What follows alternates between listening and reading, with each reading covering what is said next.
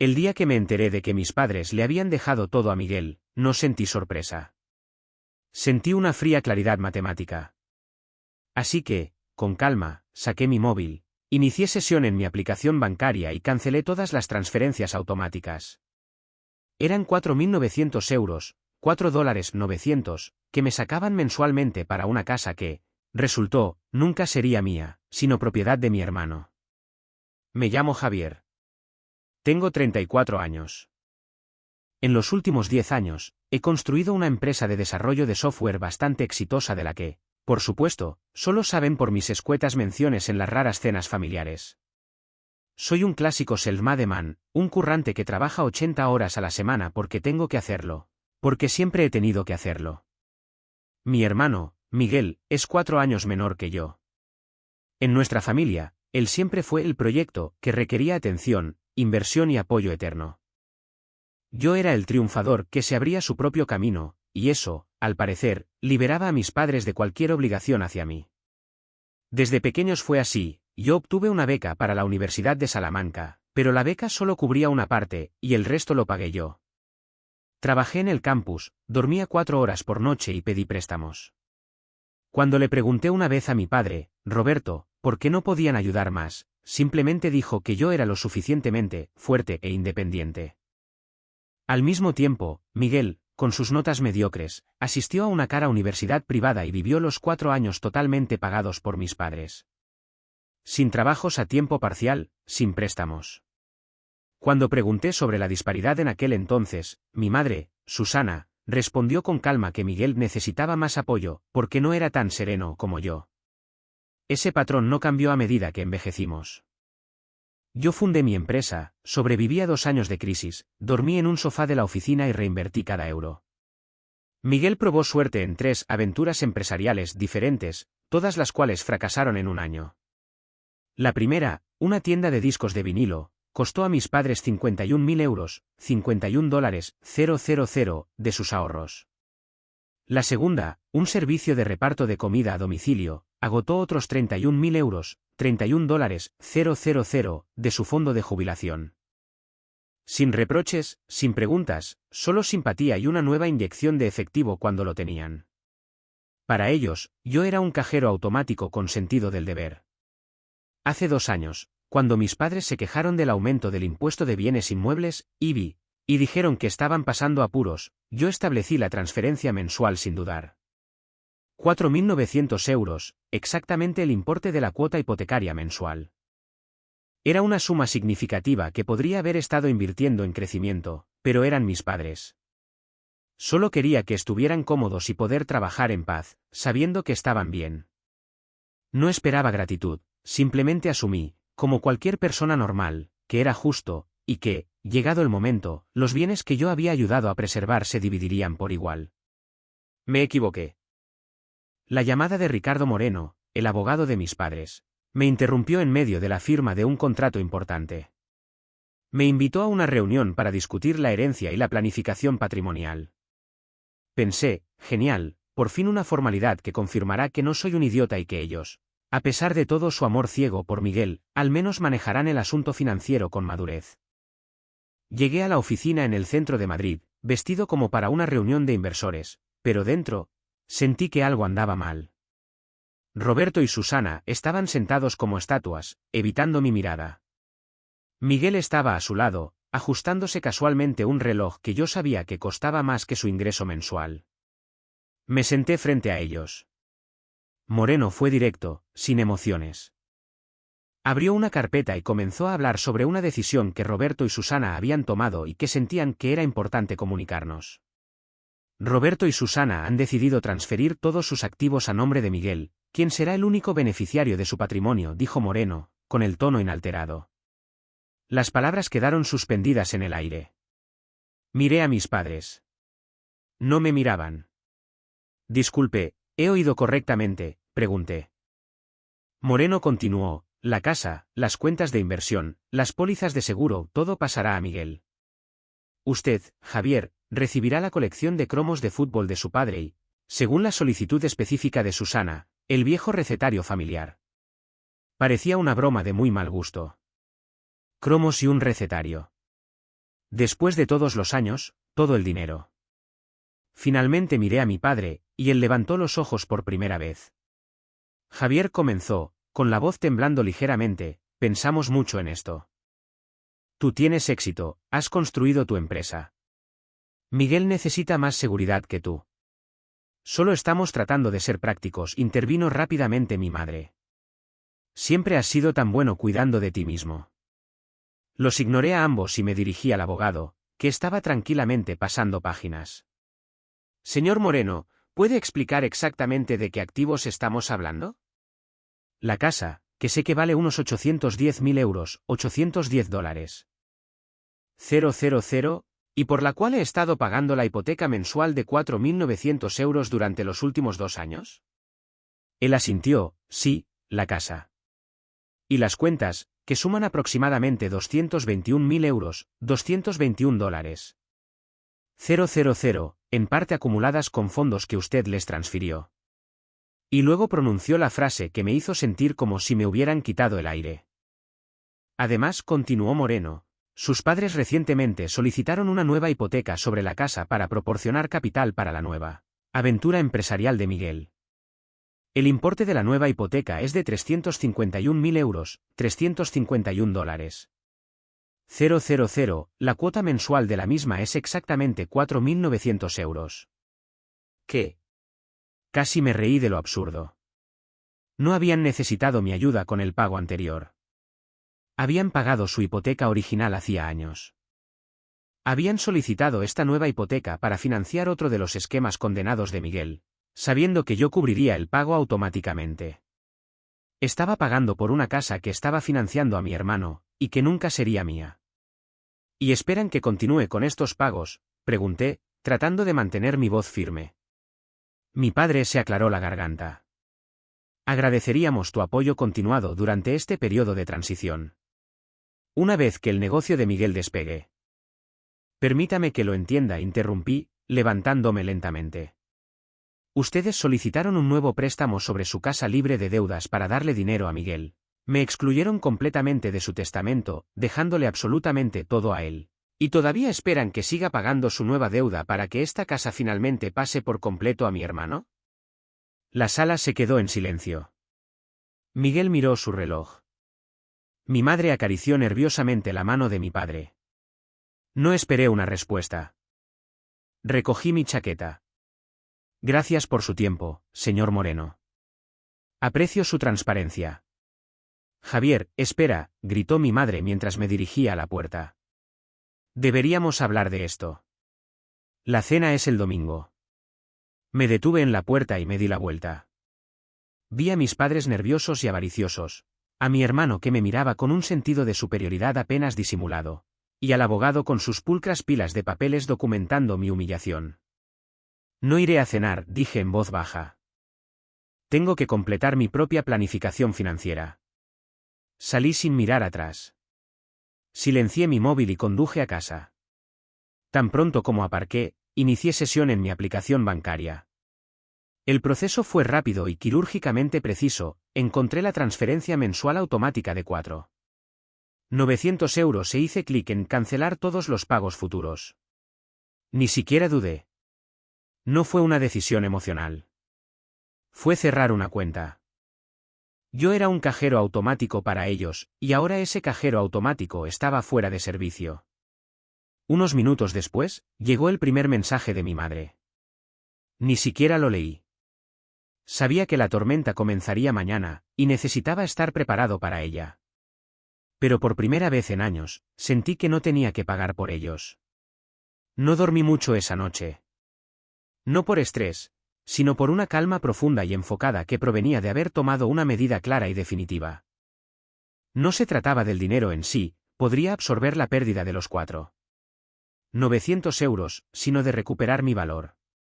Necesitaba saber la magnitud exacta del daño, la narrativa financiera completa que habían construido sin mi conocimiento. Pasé las primeras horas de la mañana revisando cada registro bancario, cada cheque cancelado, cada transacción de la última década, registrándolo todo en una hoja de cálculo. Documenté todo lo que había contribuido, las diferencias en la matrícula universitaria, Las facturas médicas de la triple operación de bypass de Roberto, las reparaciones de emergencia en la casa que convenientemente sucedieron justo antes de que Miguel necesitara capital para un nuevo esquema. El total fue asombroso, mucho más de lo que había imaginado inicialmente.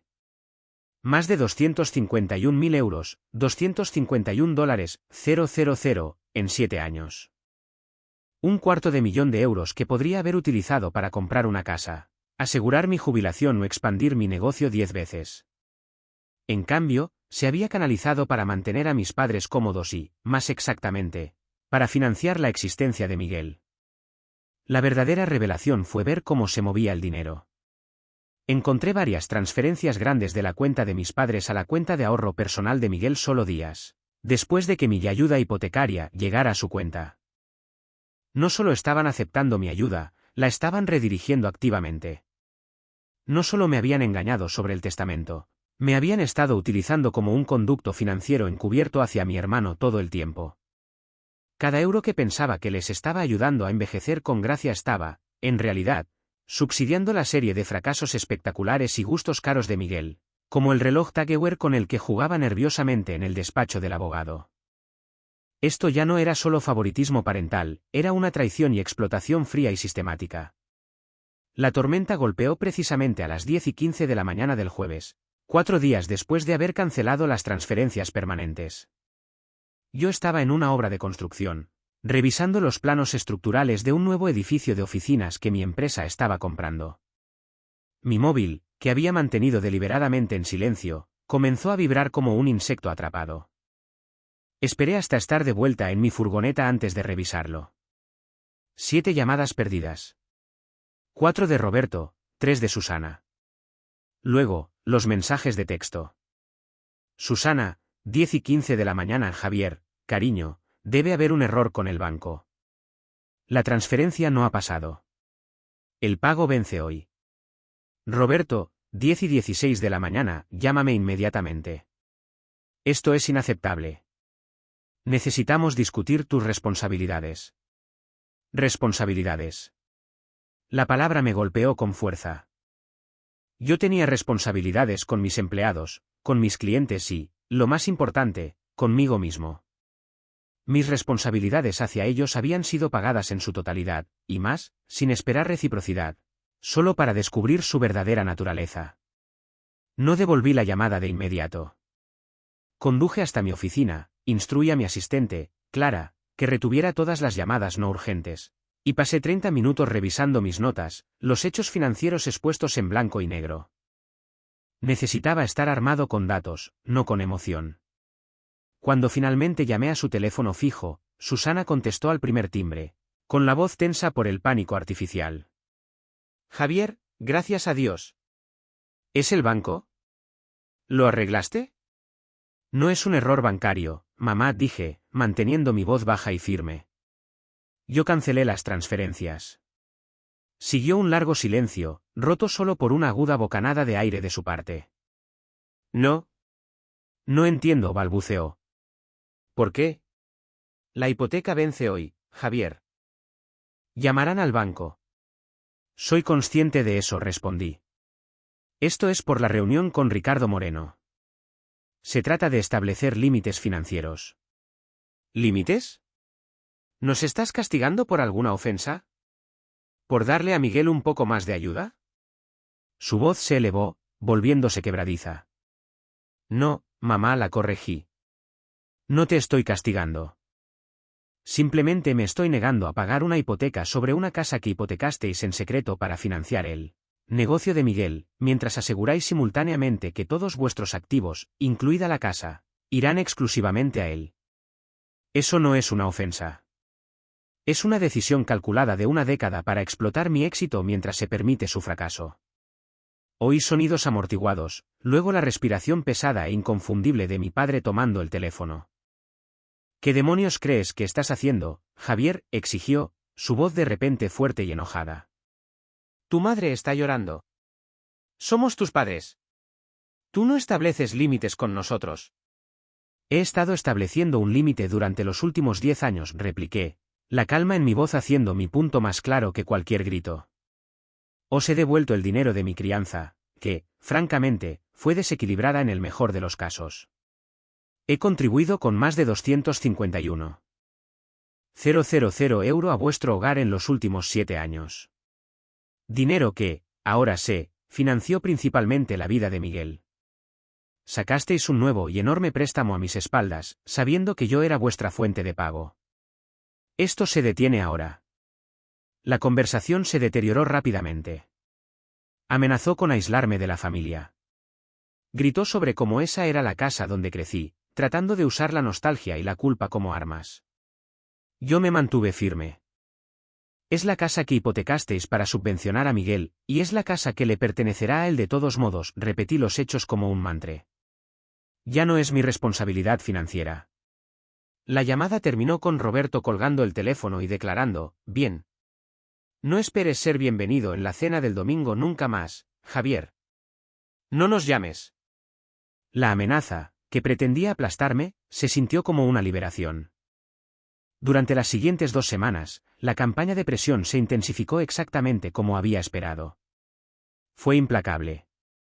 Llamadas diarias, mensajes de texto que iban desde el pasivo-agresivo, no entendemos por qué nos castigas así, hasta acusaciones directas de insensibilidad. Intentaron la rutina de la manipulación familiar, que no habían sacrificado nada por mí desde que tenía 18 años, que, en todo caso, yo había sacrificado mi propio crecimiento financiero por ellos.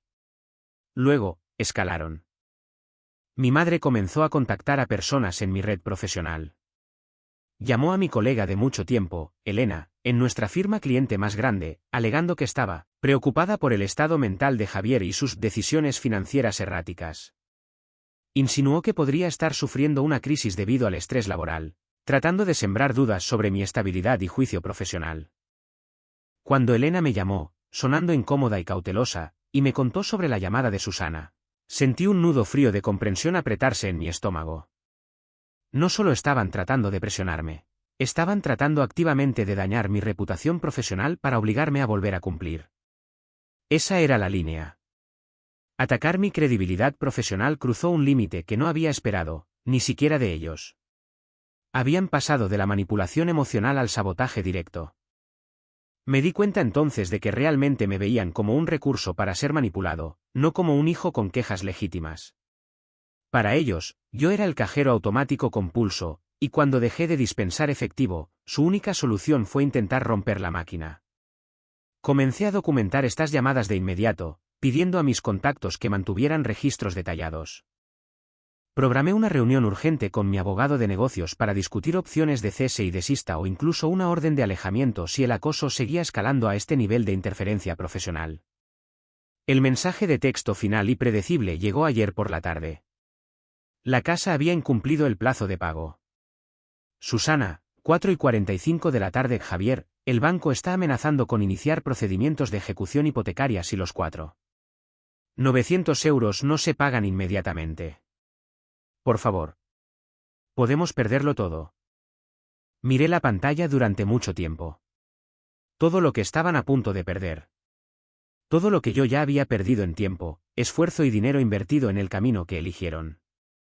Escribí mi respuesta y la envié. Eran solo 5 palabras. Javier, 4:50 de la tarde. Ese pago no es mío. Ese pago no es mi responsabilidad. No hubo respuesta inmediata, solo silencio. Ese silencio era más pesado que cualquier grito.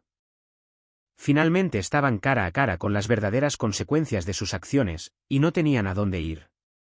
Mi estómago se revolvió, pero la mano que sostenía el móvil estaba firme. El mes de confrontación había comenzado, y yo sabía que no iba a ceder. La pregunta no era si la presa se rompería, sino cuán espectacular sería la inundación. La respuesta, ese pago no es mío, fue seguida por silencio el resto del día.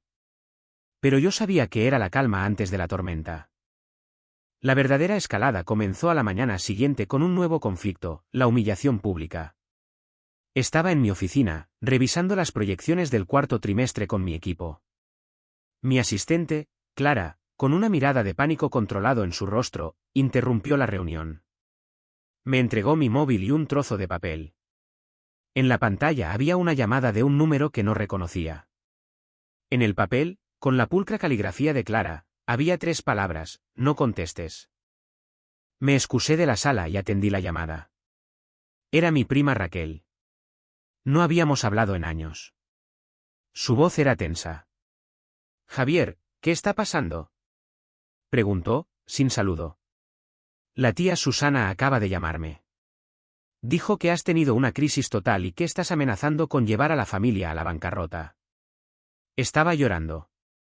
Dijo que estás actuando como un extraño.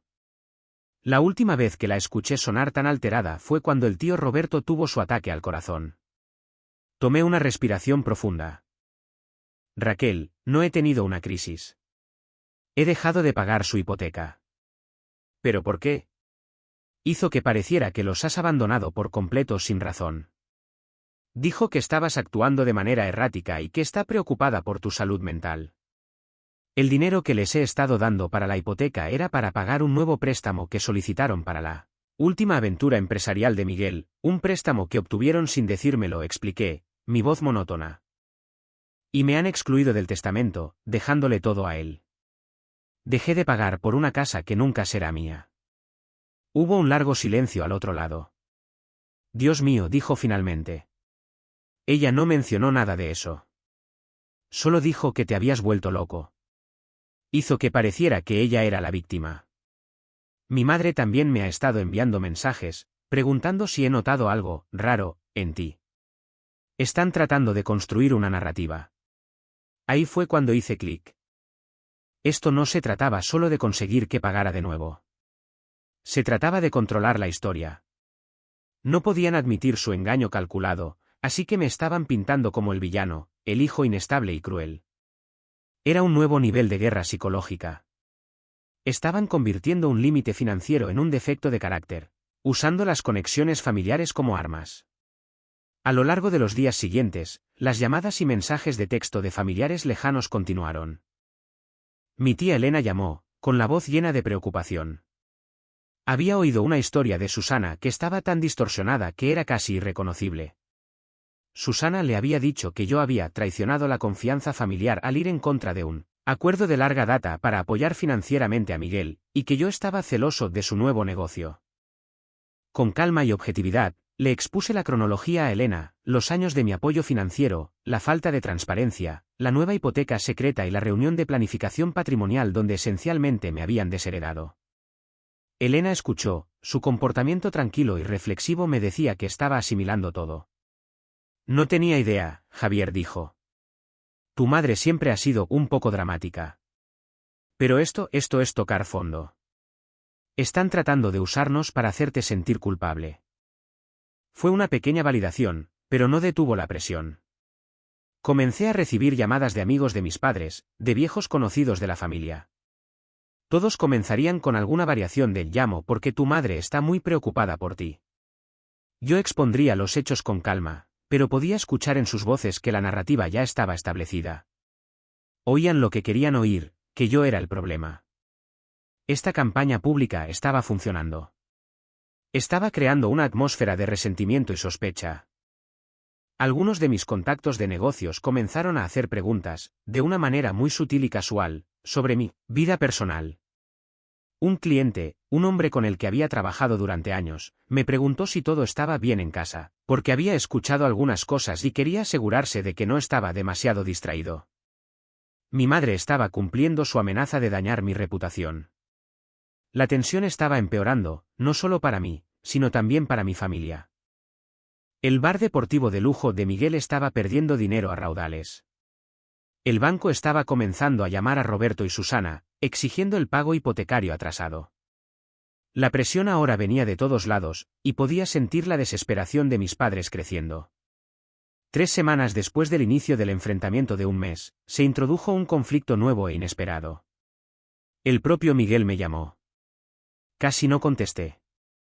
No habíamos hablado desde el despacho del abogado, y su mensaje de texto, otra vez, haciendo que todo se trate de ti, había sido todo lo que necesitaba saber sobre su mentalidad. Pero algo me obligó a contestar el teléfono. Su voz era temblorosa, no de ira, sino de algo que nunca antes le había oído, miedo. Javier comenzó. Van a perder la casa. El banco les envió un aviso de ejecución hipotecaria. Dijeron que si no reciben el pago, comienzan el proceso. No dije nada. ¿No ves lo que les estás haciendo?, suplicó. Mamá es un manojo de nervios. Papá parece 10 años mayor. Tienes que hacer algo. Tienes que hacer el pago. No, dije, mi voz tan sólida como una piedra. No lo haré. He explicado por qué. He pagado mi parte y más. La casa será tuya de todos modos. Tienes que hablar con ellos, Miguel. ¿Hablar con ellos sobre qué?, dijo, la ira finalmente atravesando su miedo. Dijeron que todo iba a estar bien. Dijeron que siempre estarías ahí para ayudarnos. ¿Te dijeron que yo sería su red de seguridad financiera para siempre?, pregunté, con una sonrisa amarga en mi rostro. Nos mintieron a ambos, Miguel. Me mintieron durante una década, y te mintieron a ti ahora. Me usaron para financiar tu vida, y ahora esperan que tú arregles su desastre. Este no es mi desastre. Este es tu desastre, gritó por el teléfono. Tú causaste esto. Estás siendo egoísta. Esa fue la gota que colmó el vaso. Los ataques públicos, la manipulación emocional, el uso de la familia como arma, todo estaba diseñado para hacerme sentir egoísta, para hacerme dudar de mi propia cordura. Pero escucharlo de él, la persona que más se había beneficiado de mi supuesta generosidad, fue una confirmación final y repugnante. No veía la traición, solo veía la pérdida de su seguridad financiera. Yo causé esto, dije, la amargura en mi voz apenas controlada. Yo no solicité una hipoteca secreta para un negocio del que no sabía nada. Yo no te excluí de un testamento. Yo no mentí durante años sobre a dónde iba mi dinero. Todos vosotros estáis enfrentando las consecuencias de vuestras propias elecciones. Y por primera vez en mi vida, yo también. Colgué, sin necesitar escuchar más. La tensión estaba en su punto de ruptura. Yo había trazado la línea, y ahora todos ellos estaban sintiendo el calor de estar al otro lado. El siguiente movimiento era suyo, y yo estaba preparado para lo que fuera. Mi propio padre estaba perdiendo la casa en la que crecí, y mi hermano me estaba suplicando desesperadamente que la salvara. Pero yo no lo haría. Mi decisión estaba tomada. Yo era un hijo, no un banco. Y estaban a punto de aprender la diferencia. La intensidad de la campaña de presión no disminuyó, se volvió desesperada. La súplica asustada de Miguel fue solo el pistoletazo de salida para la caótica semana final del enfrentamiento de un mes. Mi padre, Roberto, aparentemente había pasado de la ira al pánico puro. Ya no llamaba, apareció. 2 días después de la llamada de Miguel, salía de una reunión con mi abogado de negocios, ultimando los trámites para proteger los activos de mi empresa de cualquier interferencia familiar, cuando Roberto apareció por la esquina del edificio. Llevaba la misma chaqueta que tenía puesta en el despacho del abogado, pero parecía arrugada, y su rostro estaba gris. Esta vez no gritó. Simplemente se interpuso en mi camino, una barrera física. Javier. Necesitamos hablar, dijo, su voz baja y áspera. No se parecía al hombre que me había gritado por teléfono. Parecía derrotado. No tengo nada que decir que no haya dicho ya, Roberto, respondí, manteniendo una distancia profesional. El pago no es mi responsabilidad. El banco está avanzando, susurró, mirando alrededor de la concurrida calle. Tenemos 72 horas antes de que presenten los papeles iniciales. Vamos a perder la casa, Javier. Tu madre está hablando de irse. No puede manejar el estrés. ¿Está hablando de irse?, pregunté. Esta era una nueva capa de manipulación. ¿O está tratando de manipularme para que pague amenazando con abandonar la situación que ella ayudó a crear? Negó con la cabeza, con un aspecto genuinamente desolado, una mirada que no había visto en él desde que era un niño pequeño. No, esto es real. Ella también se siente traicionada por mí, Javier. Cree que debería haber controlado más a Miguel. Cree que debería haber manejado la planificación patrimonial de manera diferente. La verdad es que me equivoqué. Pensé que siempre estarías ahí. Creí sinceramente que como tenías tanto éxito, no te importaría ayudar a Miguel a empezar. Subestimé cuánto te dolería esto. Sentí que el control que había mantenido durante semanas comenzaba a resquebrajarse. Este no era el Roberto agresivo y con derecho. Este era un hombre que admitía un error de juicio fundamental de décadas. No, subestimaste, Roberto, lo corregí, manteniendo mi voz firme a pesar del temblor en mi pecho. Me usaste. Hiciste un cálculo, que el hijo que siempre cumplía era el que podía ser ignorado con seguridad al final. Y te equivocaste. Lo sé, dijo, y la única palabra era más pesada que cualquier disculpa que hubiera escuchado. Pero escucha. Si haces este único pago, solo los 900 euros para detener el reloj, podemos arreglar esto. Podemos refinanciar el nuevo préstamo, volver a poner la casa a nombre de ambos, o venderla y repartir las ganancias. Incluso despediré a Ricardo Moreno. Solo necesito tiempo. Por favor, Javier. Por mí. Por tu madre. Estaba ofreciendo una retirada, una oportunidad para detener la caída inevitable. Era un claro dilema moral. Salvo la casa en la que crecí y potencialmente la estabilidad central de la vida de mis padres, aunque eso signifique recompensar su explotación pasada. O mantengo mi posición, asegurando que enfrenten la consecuencia total de sus acciones, lo que podría llevar a su ruina financiera. Le dije que lo pensaría, una respuesta no comprometida que se sintió como una mentira en mi lengua. Y lo vi alejarse. Más tarde esa tarde, recibí una llamada de un número desconocido. Casi no la contesté, pero algo me dijo que lo hiciera. Hola, Javier. Soy David, el socio de negocios de Miguel. Yo no sabía que Miguel tenía siquiera un socio para su bar deportivo. ¿Qué quieres, David? Llamo porque necesito hablar contigo sobre los 351. 000 euro, dijo David, su voz profesional pero tensa. Miguel está perdiendo la cabeza.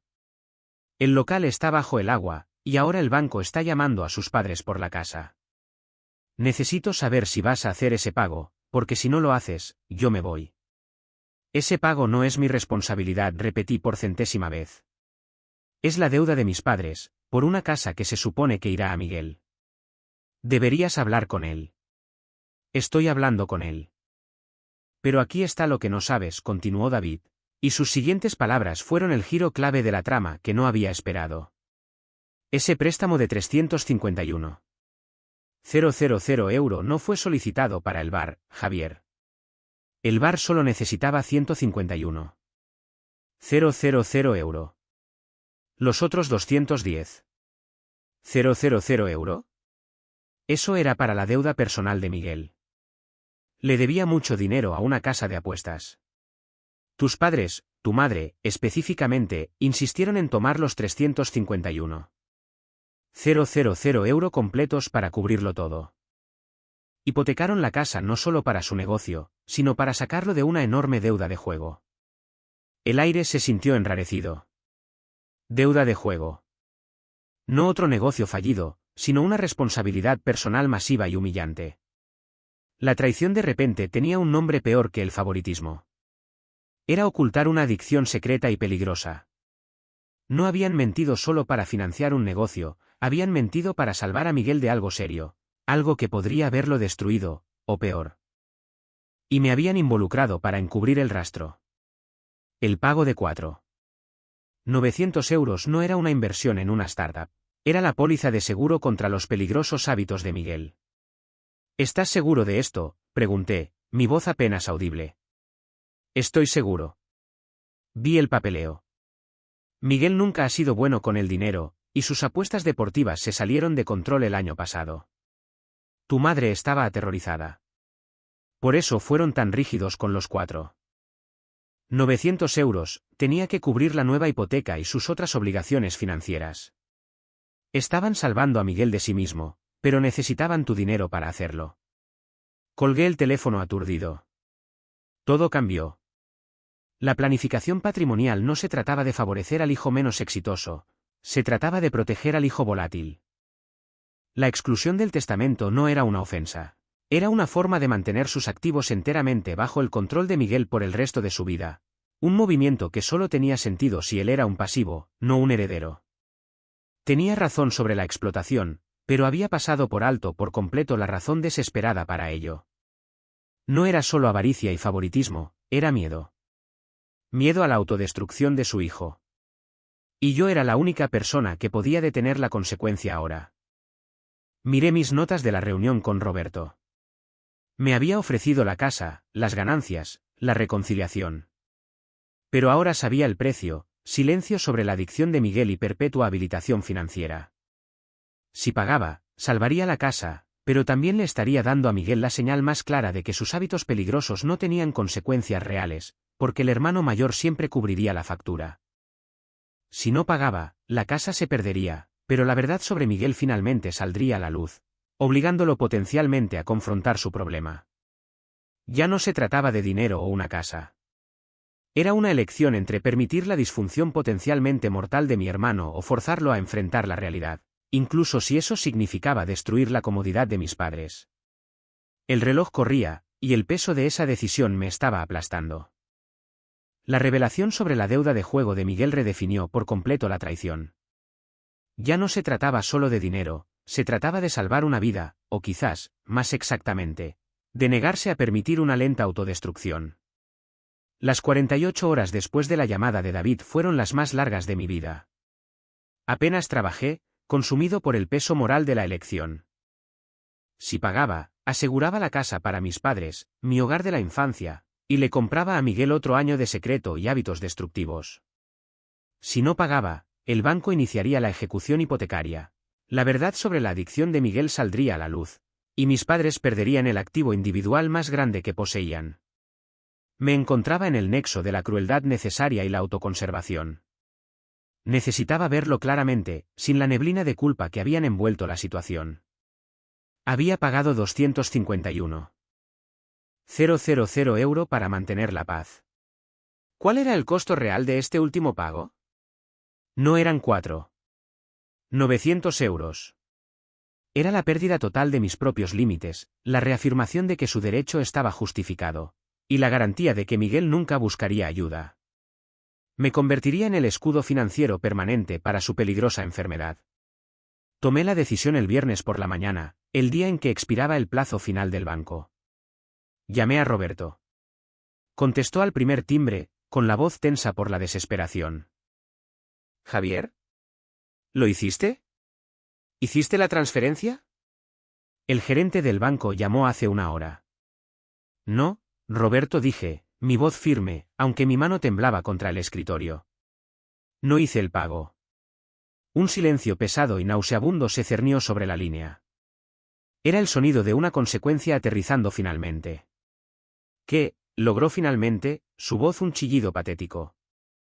Javier, no puedes. No puedes dejarnos perderlo todo. Tu madre está histérica. ¿A dónde se supone que vamos a ir? Habéis tenido semanas para averiguar eso, respondí, la emoción finalmente atravesando mi tono monótono. Vosotros elegisteis esto, Roberto. Elegisteis mentirme durante años.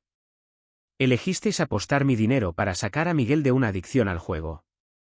Sé sobre la deuda de 210,000 €, Roberto. Sé para qué era realmente el préstamo de 351,000 €. No solo me excluisteis del testamento, me involucrasteis en una mentira peligrosa y sistémica para habilitar a vuestro hijo favorito. Él no intentó negarlo. Solo hubo un jadeo, luego un suspiro entrecortado y pesado. No se suponía que supieras eso, Javier. Estábamos tratando de protegerlo. Estábamos tratando de proteger a la familia. Estaban protegiendo el secreto, lo corregí. Estaban protegiendo a Miguel de las consecuencias de sus actos haciéndome pagar el precio a mí. Y al hacerlo, garantizabais que él nunca se detendría. Os quiero, pero no pagaré por vuestro silencio y su adicción. El dinero se detiene ahora, y la verdad sale a la luz. Roberto se derrumbó al teléfono. No con ira o manipulación, sino con pura y cruda vergüenza. Confesó todo: el miedo a perder a Miguel, la desesperación, la vergüenza de pedirme que cubriera una responsabilidad oculta tan masiva. Admitió que se equivocó con el testamento, con los años de favoritismo, con verme como un recurso infinito. Lo siento muchísimo, Javier, sollozó. Destruí mi relación con mi mejor hijo para salvar al que se negaba a ser salvado. Necesitamos ayuda. Todos nosotros. Colgué poco después. No sentí triunfo, solo una profunda y agotadora tristeza. No había ganado nada. Simplemente había forzado un ajuste de cuentas que se había retrasado demasiado. La consecuencia fue inmediata. El banco comenzó el proceso de ejecución hipotecaria esa misma tarde. La noticia, despojada de la cuidada narrativa de mis padres, se extendió como la pólvora por la familia. Mi tía Elena, Emily, me llamó de inmediato. Estaba asqueada por la verdad, y esta vez, la narrativa familiar cambió por completo. La víctima ya no era Susana, histérica por un pago perdido, la víctima era yo, el hijo cuyo dinero ganado con tanto esfuerzo había sido sistemáticamente mal utilizado durante una década, para encubrir un problema secreto de juego. La familia extendida, las mismas personas que habían intentado manipular, ahora les daban la espalda a mis padres, furiosos por las mentiras y el riesgo financiero que habían asumido. El clímax fue menos una gran explosión y más un terrible y lento desmoronamiento. Roberto y Susana se vieron obligados a vender la casa rápidamente para evitar la mancha de la ejecución hipotecaria en su historial crediticio, aceptando una gran pérdida para pagar los 351,000 euros restantes y los intereses acumulados. Se mudaron a un pequeño piso de alquiler, un lugar modesto y sencillo que finalmente reflejaba su situación financiera real sin mi constante subsidio. El dinero que obtuvieron de la venta de la casa apenas fue suficiente para cubrir las nuevas deudas, dejándoles con ahorros mínimos. En cuanto a Miguel, el bar deportivo se vino abajo casi inmediatamente bajo el peso de su mala gestión y la retirada de su red de seguridad secreta. La exposición de su problema con el juego, impulsada por la crisis financiera, finalmente lo obligó a reconocerlo. Ingresó en rehabilitación, un movimiento por el que yo habría apostado en contra incluso un mes antes. El mes terminó con la venta oficial de la casa. No asistí a la firma. No hablé con Miguel. Solo hablé con Roberto. Me llamó desde su nuevo y tranquilo piso. Estamos mejor, Javier dijo, su voz genuinamente calmada. Estamos viviendo dentro de nuestras posibilidades. Miguel está en un centro. Es horrible, pero es lo que necesitaba. Y te debemos esa claridad a ti. Tuviste el coraje de decir no cuando nosotros teníamos demasiado miedo de dejar de permitirlo. Hice lo que tenía que hacer, respondí, aún distante. Lo sé, dijo. El recetario y los cromos de fútbol son tuyos. Están esperándote. Pero quiero hablar contigo, no como el banco de la familia, sino como tu padre. Quiero intentar ser honesto ahora. No accedí a verlo de inmediato. La traición era demasiado profunda, la cicatriz demasiado reciente. Sabía que el perdón no significaría volver a las viejas dinámicas. Significaba establecer una nueva relación construida sobre la transparencia, sin la expectativa de pago. La casa física se había ido, pero el cimiento emocional de nuestra familia finalmente había quedado expuesto. Estaba podrido, pero ahora quizás podría reconstruirse sobre terreno sólido. Conduje hasta la antigua casa por última vez antes de que los nuevos propietarios tomaran posesión. Me quedé en la acera, mirando las ventanas donde había crecido, donde había estudiado hasta tarde, sintiendo el peso de la obligación. Ahora, ese peso se había levantado. Era solo un edificio, despojado del poder financiero que una vez tuvo sobre mí. El mes había sido brutal. Había perdido mi relación con mis padres tal como la conocía, pero había ganado algo mucho más valioso, mi propia valía y libertad financiera. Había aprendido que a veces, lo más cariñoso y valiente que puedes hacer por la gente que te importa es negarte a permitir su disfunción, incluso si eso significa verlos caer. Tuvieron que tocar fondo para ver la verdad, y yo fui el que tuvo que dejar de amortiguar el impacto. No sabía si alguna vez nos reconciliaríamos por completo, pero sabía que nunca volvería a pagar por su paz. Me alejé de la casa silenciosa, no hacia un final, sino hacia un futuro difícil, indefinido, pero genuinamente honesto.